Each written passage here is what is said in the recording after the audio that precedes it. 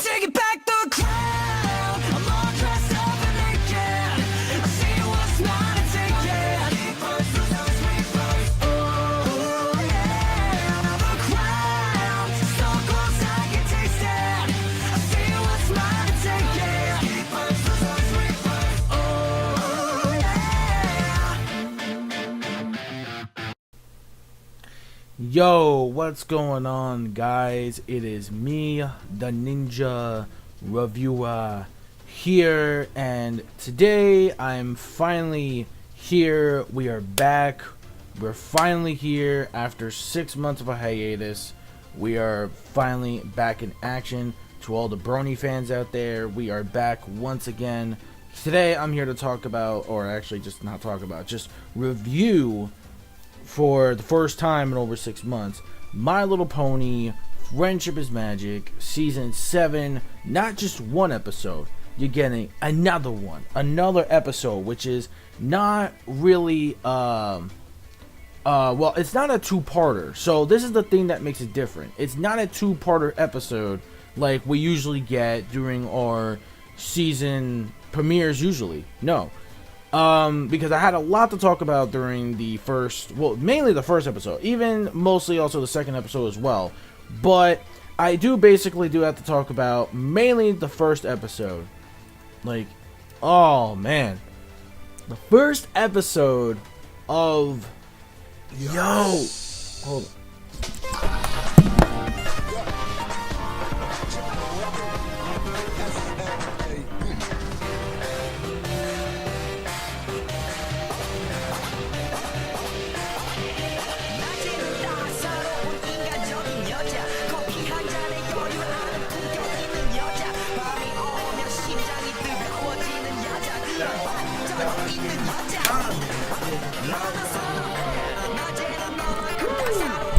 Oh baby, woo! I am excited right now, man, because Celestia got her own episode finally, and I've been waiting for this, man. It's like, yeah, let's go.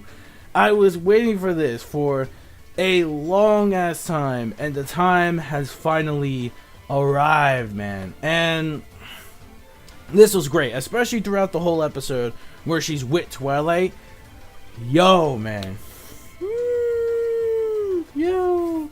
Oh man. So really good stuff right there. Oh man. So much feels I had in this episode. It wasn't even fun. Now granted, most of it was actually pretty funny as well too.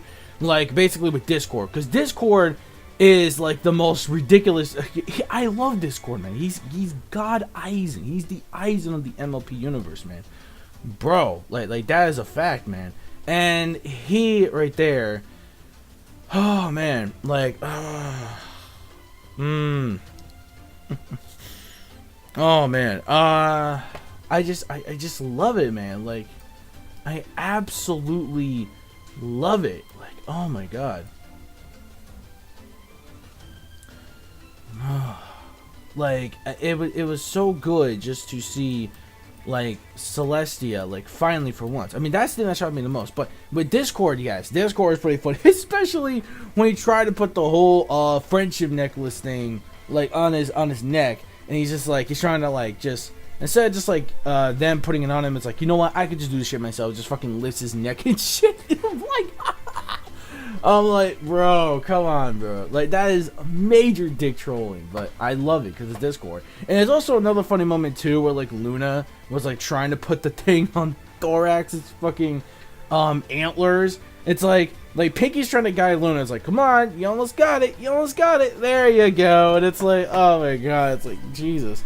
Like, I feel bad for Thorax because it's just like, because he has big ass antlers, man. So I feel bad for the dude, but at the same time, I'm just not used to the whole, I still need to get used to the whole, like, Changeling OC Mega Evolution, as I like to call it. It's just like, what the fuck? I have to get used to that, and it's getting, like, oh my god. I need to start getting used to that. It's weird, but I guess the design isn't so bad after a while. Once you get used to it, the design isn't so bad. I mean, I guess he is kind of cute and cool at the same time, and it's like, so it's like, I don't know.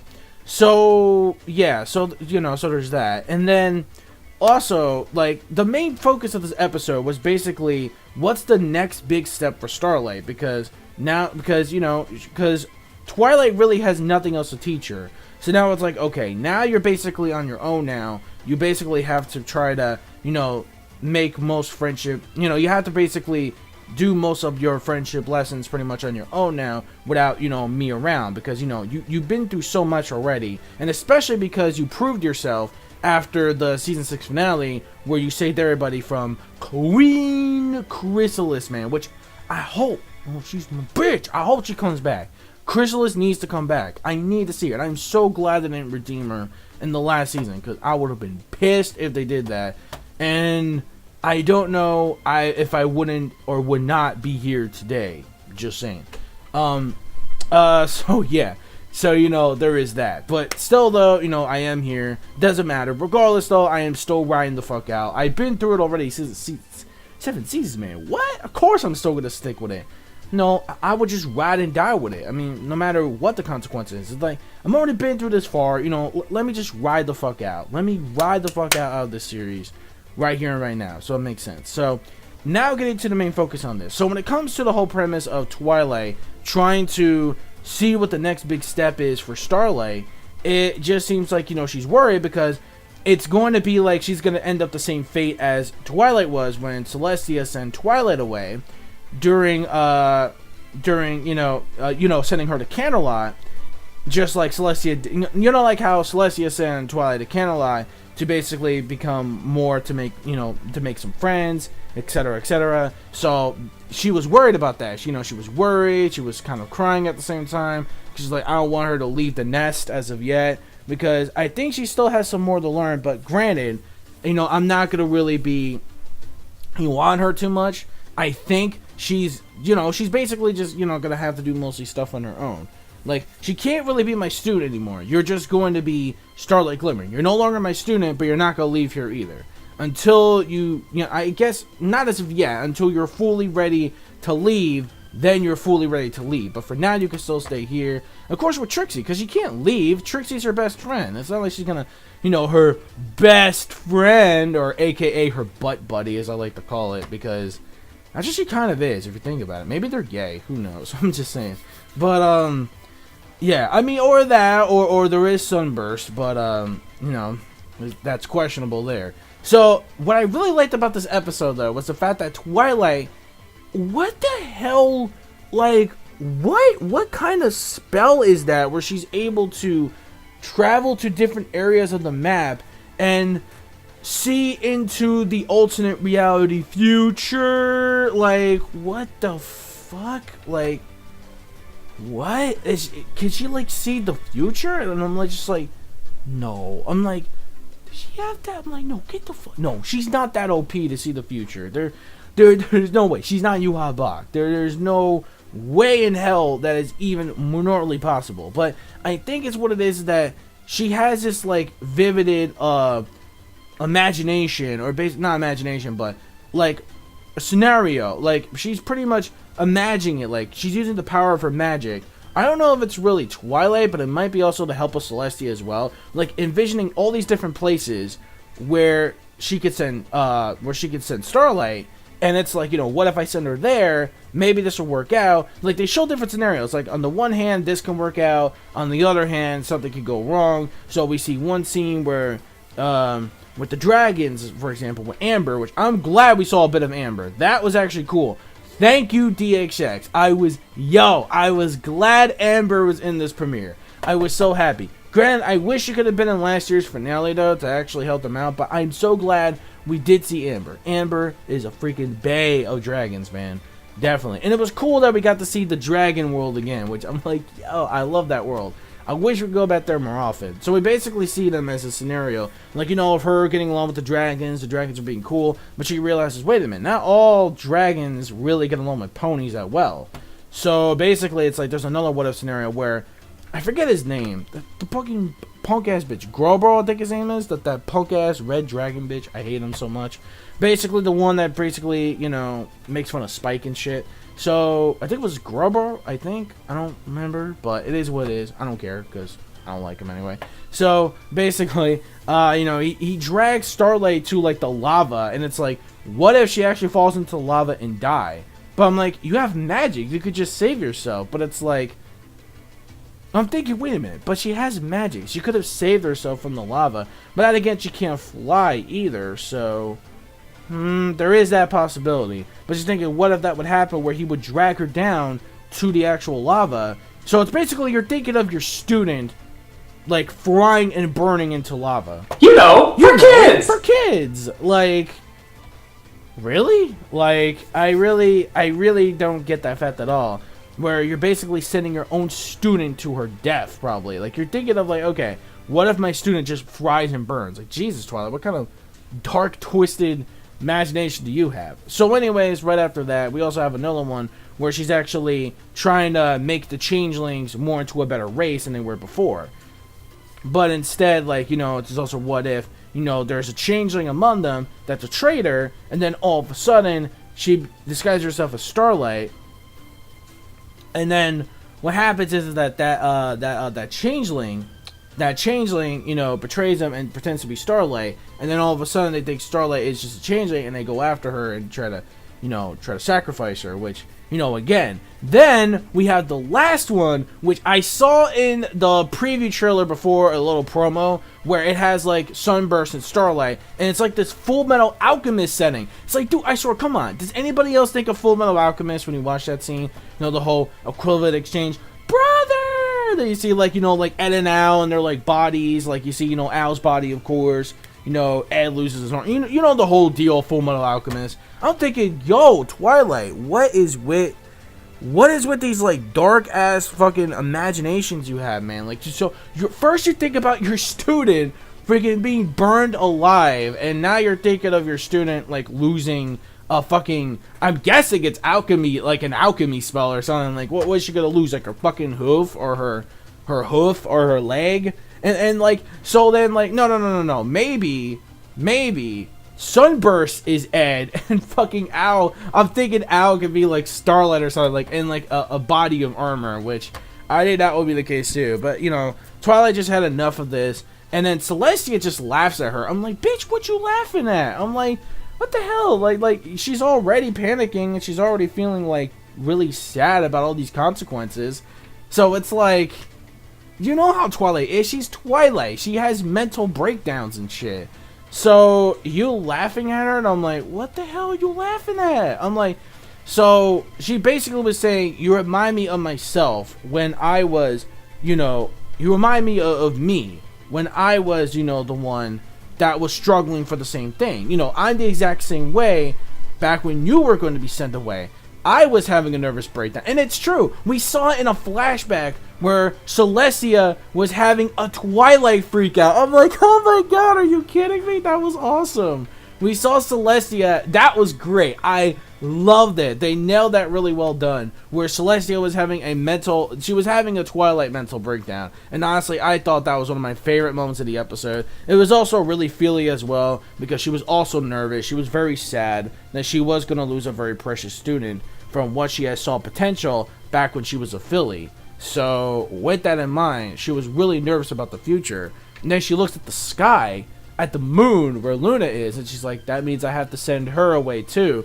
And she gets so sad and depressed, and I'm like, oh my god, I almost cried a bit there, because like it's so, bro, it's so deep. I'm like, I agree with DWK. Can we fight villains again? Because this feely shit is just like tearing me apart now.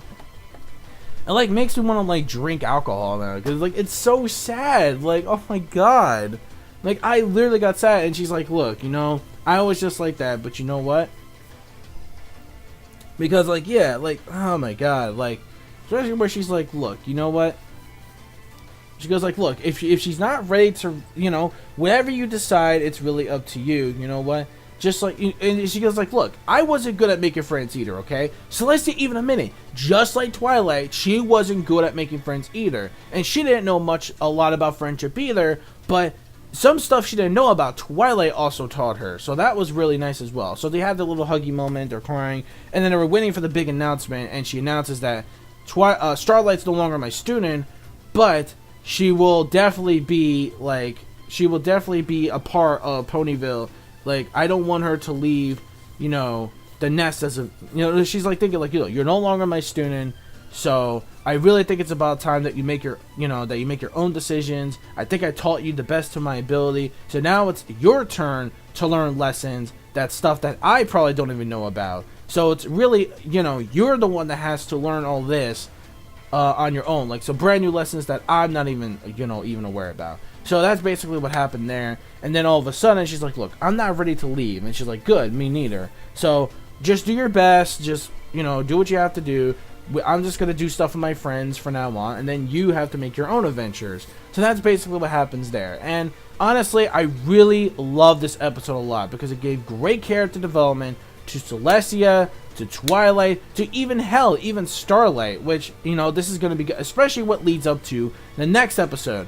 So the first episode definitely gets a 5 out of 5 approval, which is Celestial Advice. Yeah, that was the episode. Now episode 2, which is, what was it? All Bottled Up. Yeah, All Bottled Up, because I forgot they're 2 separate titles. It's not part 1 or part 2. It's 2 separate titles. I totally forgot about that. So, they're 2 separate titles. Now we go to All Bottled Up. Holy Jesus. What is that? What is that? What the fuck is that? What the fuck is that? Like, dude, when I first saw the episode, that was in my mind right there. So, basically, the episode we had was basically Starlight teaching Trixie, like, all, like, brand new magic spells and stuff, trying to make her the new teacher. And basically, Trixie couldn't really imagine, she didn't really know how to do any, like, spells that could turn people into objects. So basically, she was just, like, she was trying to just turn something into a teacup, and she failed it. So she's like, you know, just imagine it in your brain, just focus, imagine the imagery of a teacup in your mind. So she's like, okay. So she did that. Then all of a sudden, she does a teacup. Then she goes ballistic. And she's like, teacup, teacup, teacup, teacup. And I'm like, that shit was funny. I love the duel between Trixie and Starlight because they make all the episodes really, really great. So we got that going on. Apparently, Twilight and the gang go on a friendship retreat, which is something that they have to work to, you know, pretty much like a little group activity, you know, just to, you know, improve or just get their training on their bonding of their friendship. I guess that was the real purpose. To me, this was the only problem I had with the episode, was the side B plot with the whole thing of Twilight and the gang, because they were barely relevant. And it's like, dude, I really wanted to see this play in action, which kind of sucked that we didn't really see it play in action, which kind of sucked because I wanted really to see what they were up to mainly more. They could have worked around that, or better yet, shit, that could have been its own separate episode, which I'm sorry, that was a bit unnecessary. That could have just been its own episode. So that was one problem I had. It could have been definitely, yeah. It could have been basically, yeah, it could have been like its own separate episode. That's just what I think, though. It could have been its own separate episode. And then the other thing was basically, you know, Trixie, you know, just Trixie being Trixie, you know, just being a cunt like she is. Basically, she's just like not doing what her students, you know, is supposed to do. And when that goes on, now what happened is that that big red ball of energy thing is anger. It's angry energy. And the more she gets angry at Trixie of all the stuff that they were doing, from like the, you know, to because the reason why she was so pissed off was because she also tried to do a brand new spell on the map, the friendship map, because she was learning all these different books of spells, and the friendship map disappears. Good job, Trixie. Good fucking job. And what happens is that there's so many distractions going on where they basically went to go ask around like at different locations on where the map was. Like, we basically had both biceps where the spot, no, they went to the nut, these cinnamon nut thing. These nuts, ha, got him. Yeah, I know. Yeah, let's make that joke right now. There are so many nut jokes I can make because we got these nuts, you know, pick your pick. These nuts, the nut shack, whatever you want to do. I mean, I'm full of them right now. And then basically, I made a joke of the live reaction about, like, you know, fucking Trixie getting all those nuts on top of her. And it's like, oh my god. I'm like, yo, stop, man. I gotta stop. This is getting way too sexual. But Yeah, granted though, I mean that was funny. So basically, all these distractions that were going on, Starlight was getting even more pissed because it's like, look, well, you know what? Don't worry about it. You know, so it's like there's so many nut jokes I can make. I don't want to go with busting on that because that's that's way too far there. But yeah, like they're going all around, and Trixie's having all these distractions while she has these little cinnamon nuts from the car. And basically, with all these distractions going on, by getting like making all these pit stops, besides just asking where the map is, Starlight gets extremely more pissed. And the reason why is because Trixie just doesn't want to listen. She just wants to get more distraction. She's like, oh, don't worry about it. It's Twilight and her friends. You know, they can handle it. But it's like, no, that's bad. Because without the map, they can't get to their next location on whatever problems they have to solve. And then Twilight will be really furious. And then Trixie would probably just be... You know, again, she could have been punished for this shit. But, you know, that didn't really happen. So... I'm not gonna talk about the side plot too much, but basically, with Twilight in the game, they're basically in this like little activity thing where it's like a room. It's like a Legend of Zelda pretty much scenario, or in this case, in their world, Daring Do, where basically they try to escape by solving all these puzzles and stuff. So if you play like a Legend of Zelda game, you know where it's at. And then they have a song which is kind of catchy, but it's not that memorable. It's kind of whatever. It's not really a song. It's whatever, really. I mean, it's okay. It's not like... It's just like basically a basic song of their friendship. It's not really anything special. So the song, kind of forgettable. Not really a big fan of the song whatsoever. Kind of forgettable. So I guess that was the other thing too when it comes to the song. And I guess the second thing, not really with Trixie, because it does make for a good setup. And it does make for a good lesson for Starlight. And what happens is that the angry magic energy that she has travels to the people like Bulk Biceps, Granny Smith, and the tailor that does all the diamonds and stuff. So basically, you know, they're full of all this anger and rage, and they're all after Trixie. And they're causing so much, especially Bulk Biceps. Like, Jesus, dude, calm down. Well, this dude was on some, like, Roy Rage shit, man. And basically, he was ready to fuck Starlight up. And it's like, holy shit. He goes like, why is everybody so mad at me for? And she goes, no, they're not mad. I'm mad. And then when she explained, like, look, you don't listen. You try to, you know, you basically try to make distractions, try to make the problem less worrying, but it's not. This is why I'm pissed, because if Twilight finds out that the fucking map is gone, she will be mad, and because you have to be a fucking cunt, because you don't listen, this is what's gonna happen, and then it's gonna be your fault. So she's like, damn.